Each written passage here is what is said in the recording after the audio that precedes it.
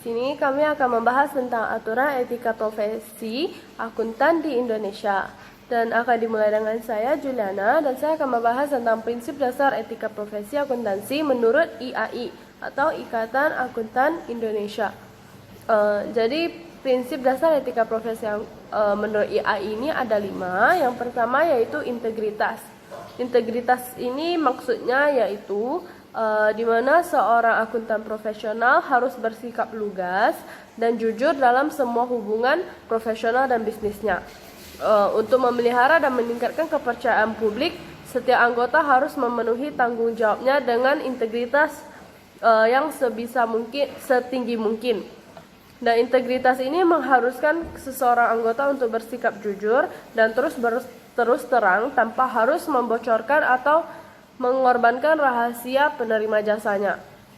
Dan pelayanan dan kepercayaan publik tidak boleh dikalahkan oleh keuntungan pribadi atau kepentingan pribadi. Dan integritas ini dapat menerima kesalahan yang tidak disengaja dan berbeda pendapat yang jujur, tetapi integritas ini tidak dapat menerima kecurangan atau peniadaan prinsip. Dan yang selanjutnya kedua yaitu objektivitas. Objektivitas ini artinya seorang akuntan profesional itu tidak boleh membiarkan bias, benturan kepentingan, ataupun pengaruh yang tidak semestinya dari pihak lain yang dapat mengesampingkan pertimbangan profesional atau bisnis. Setiap anggota harus menjaga objektivitasnya dan bebas dari benturan kepentingan dalam memenuhi kewajiban profesional. Objektivitas adalah suatu kualitas yang memberikan nilai atau jasa yang diberikan anggota. Prinsip objektivitas mengharuskan anggota untuk bersikap adil, tidak memihak dan jujur secara intelektual, tidak berprasangka serta bebas dari benturan kepentingan atau di bawah pengaruh pihak lain. Jadi maksudnya objektivitas ini adalah seorang akuntan profesional itu dia harus bersikap netral sehingga tidak memihak kepada pihak manapun, walaupun pihak itu mungkin saja memberikan keuntungan kepadanya. Jadi dia tidak boleh bias demi untuk kepentingannya sendiri dan tetap harus mempertimbangkan profesional ataupun sebagaimana standar yang harus diikutinya dan tidak boleh memihak salah satu pihak. Dan kemudian yang ketiga itu adalah kompetensi dan kehati-hatian profesional. Yaitu menjaga pengetahuan dan keahlian profesional pada tingkat yang dibutuhkan untuk memastikan bahwa klien ataupun pemberi kerja seorang akuntan profesional tersebut akan menerima jasa yang profesional, yang kompeten berdasarkan perkembangan praktik, peraturan, dan teknik mutakhir, serta bertindak sungguh-sungguh dan sesuai dengan teknik dan standar profesional yang berlaku. Kompetensi adalah salah satu penjamin mutu dan kualitas layanan dari seorang profesional di bidang jasa. Prinsip kompetensi dan kehati-hatian mengharuskan setiap anggota akuntan untuk melakukan dua hal. Yang pertama yaitu memelihara pengetahuan dan keahlian profesional yang dibutuhkan untuk menjamin pemberi kerja atau klien menerima layanan yang profesional dan kompeten. Yang kedua yaitu bertindak tekun dan cermat sesuai dengan teknis dan profesional yang berlaku ketika memberikan jasa profesional. Selanjutnya yaitu yang keempat, yang keempat ini adalah kerahasiaan, di mana seorang akuntan profesional itu harus menghormati kerahasiaan informasi yang diperoleh dari hasil hubungan profesional dan bisnis dengan tidak mengungkapkan informasi tersebut ke pihak ketiga ataupun pihak manapun tanpa ada kewenangan yang jelas dan memadai, kecuali terdapat suatu hak atau kewajiban hukum atau profesional untuk mengungkapkannya, serta tidak menggunakan informasi tersebut untuk keuntungan pribadi akuntan profesional atau pihak ketiga. Mengingat akuntan adalah profesi yang berhubungan secara langsung dengan data keuangan, maka sudah sepatutnya harus mampu memegang prinsip kerahasiaan. Jadi di sini prinsip kerahasiaannya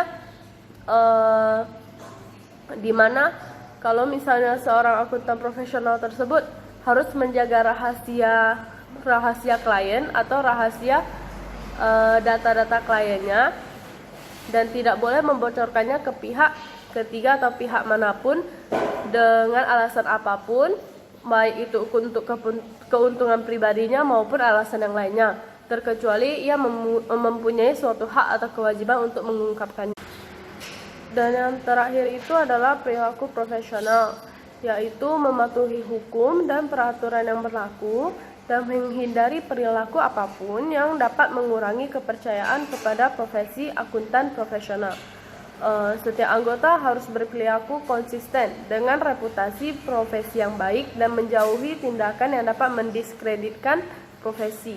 Kewajiban untuk menjauhi tingkah laku yang dapat mendiskreditkan profesi harus dipenuhi sebagai perwujudan tanggung jawab kepada penerima jasa, pihak ketiga, anggota yang lain, staf, pemberi kerja, dan masyarakat umum.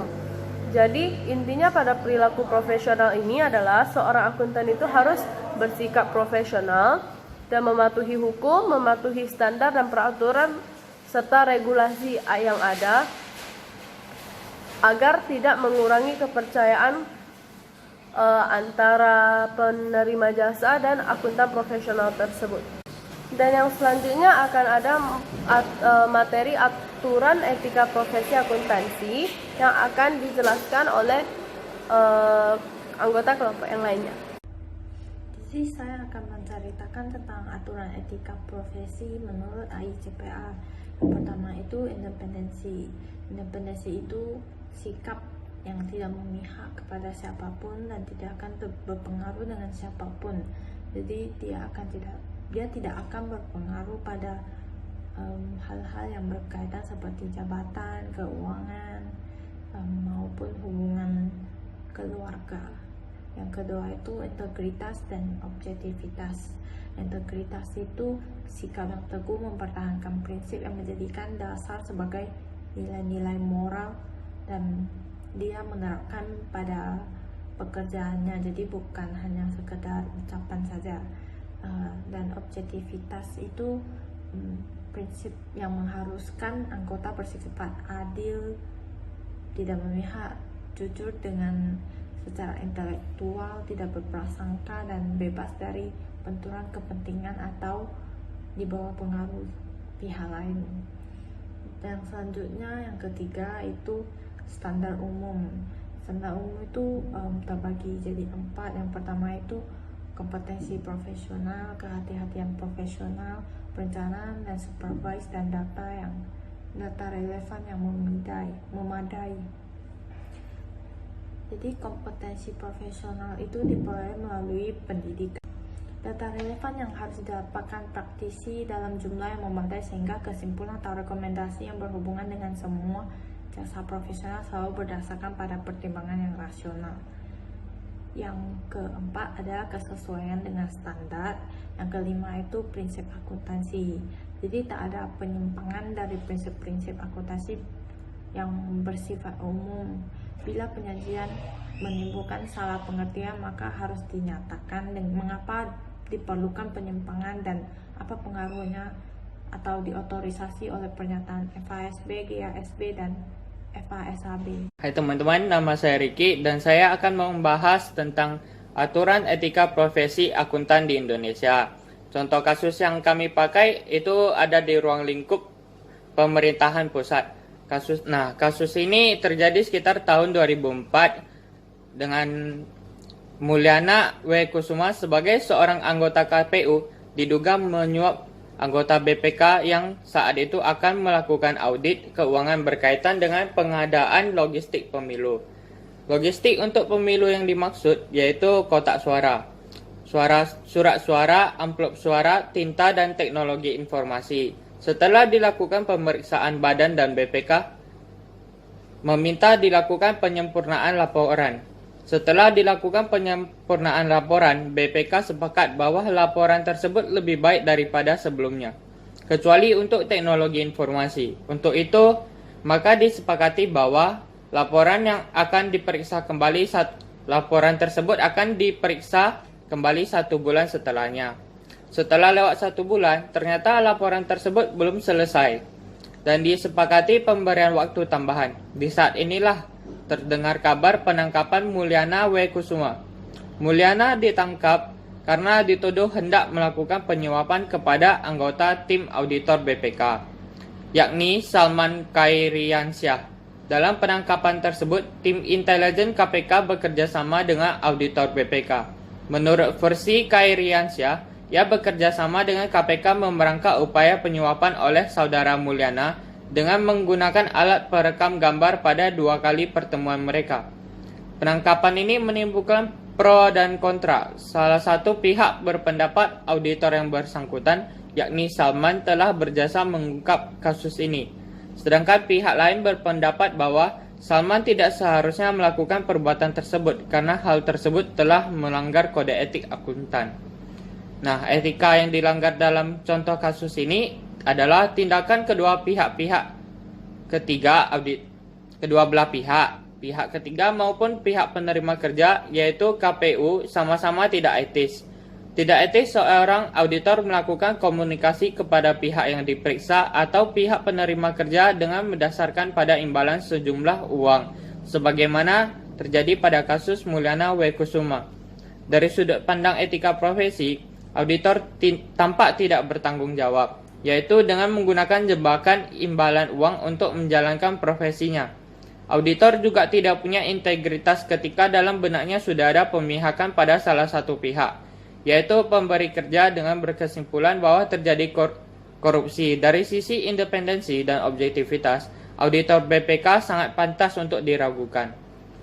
Sebagai seorang auditor BPK, seharusnya yang dilakukan adalah bahwa dengan standar teknik dan prosedur pemeriksaan, auditor BPK harus bisa secara cermat, objektif, dan benar mengungkapkan bagaimana aliran dana tersebut masuk ke KPU dan bagaimana dana tersebut dikeluarkan atau dibelanjakan. Dengan teknik dan prosedur yang juga telah diatur dalam profesi akuntan, pasti akan terungkap hal-hal negatif, termasuk dugaan korupsi kalau memang terjadi. Tampak sekali bahwa auditor BPK tidak percaya terhadap kemampuan profesionalnya, sehingga dia menganggap untuk mengungkap kebenaran bisa dilakukan segala macam cara, termasuk cara-cara yang tidak etis, sekaligus tidak moralis sebagaimana telah terjadi, yaitu dengan jebakan. Pertama, saya akan menjelaskan mengapa kasus ini bisa terjadi. Kasus ini bisa terjadi karena ketidaketisan dari kedua belah pihak, yaitu pihak auditor dan pihak KPU sendiri. Tindakan tidak etis yang dilakukan oleh auditor adalah melakukan komunikasi pada pihak yang diperiksa, dalam hal ini adalah KPU, dengan mendasarkan pada imbalan sejumlah uang, sebagaimana yang terjadi pada kasus Mulyana W. Kusuma ini. Walaupun dengan tujuan mulia, yaitu untuk mengungkapkan indikasi terjadinya korupsi dalam tubuh KPU. Sama dengan auditor, tindakan KPU juga tidak etis dikarenakan mereka memberikan imbalan sejumlah uang dalam pertemuan dengan auditor, maka adanya indikasi yang kuat yang membuktikan bahwa KPU sendiri telah melakukan korupsi. Yang kedua adalah saya akan menjelaskan mengenai tindakan yang seharusnya dilakukan. Seharusnya setiap akuntan publik dan KP harus tahu kewajiban-kewajiban yang mereka lakukan, seperti bebas dari kecurangan atau fraud, ketidakjujuran, kelalaian, serta menggunakan kemahiran jabatannya atau due professional dalam menjalankan tugas profesinya. Mereka juga harus menjaga kerahasiaan informasi atau data yang mereka peroleh dari klien dan tidak membocorkan atau mengungkapkan informasi tersebut pada pihak yang tidak berhak menerimanya. Karena apabila mereka mengungkapkan informasi atau mengusulkan rahasia tersebut, hal ini merupakan tindakan tercela secara sepihak. Selanjutnya, para auditor harus memiliki staf yang kompeten, profesional, serta memiliki pengalaman yang cukup, terutama dalam bidang audit. Para auditor juga harus secara berkesinambungan mengikuti program PPL atau pendidikan profesi berkelanjutan yang diselenggarakan oleh organisasi profesi, misalnya seperti IAI. Dalam hal ini, mereka harus mengumpulkan poin atau SKP dalam kurun waktu tertentu, biasanya sekitar 1 tahun. Hal ini menjadi penting karena PPL ini bertujuan untuk meningkatkan pengetahuan dan keterampilan auditor, terutama dalam bidang audit dan proses bisnis. Karena auditor harus senantiasa mengikuti perkembangan bisnis dan profesi audit secara terus-menerus. penanganan terhadap anggota Komisi Pemilihan Umum Mulyana Wirakusuma akan diancam hukuman 20 tahun penjara dan kena denda maksimal sebesar 1 miliar karena telah melakukan korupsi terhadap dalam pengadaan kotak suara pemilu 2004. Baru juga terhadap pegawai KPU RM Purba yang telah melanggar Kepres nomor 18 tahun 2000 tentang penggadaian barang dan jasa dan integritas dalam pelaksanaan pemilu 2004. Baru juga terkena kasus suap terhadap auditor, yaitu Bapak Karisia Salman senilai 300 juta dan akan divonis 2 tahun 7 bulan penjara oleh Pengadilan Khusus Tipikor pada tanggal 12 September 2005. Saran saya itu akuntan publik harus selalu menjaga integritas dan profesionalisme dalam pelaksanaan standar dan kode etik profesi secara konsekuen dan konsisten dalam setiap penguasaan yang diberikan mereka. Baru akuntan publik itu harus selalu bersikap independen serta mahir dalam jabatannya secara profesional. Itu agar mereka bisa menghindar tindakan mereka yang tercela, seperti kolusi dengan klien yang menutupi terjadinya tindak kecurangan. Baru menurut saya rancangan undang-undang akuntan publik itu yang telah disusun lama itu segera dapat ditetapkan oleh pemerintah beserta Dewan Perwakilan Rakyat menjadi UU API, sehingga akuntan publik memiliki landasan operasional yang kuat dan masyarakat akan mendapatkan perlindungan hukum dari tindakan malapraktik.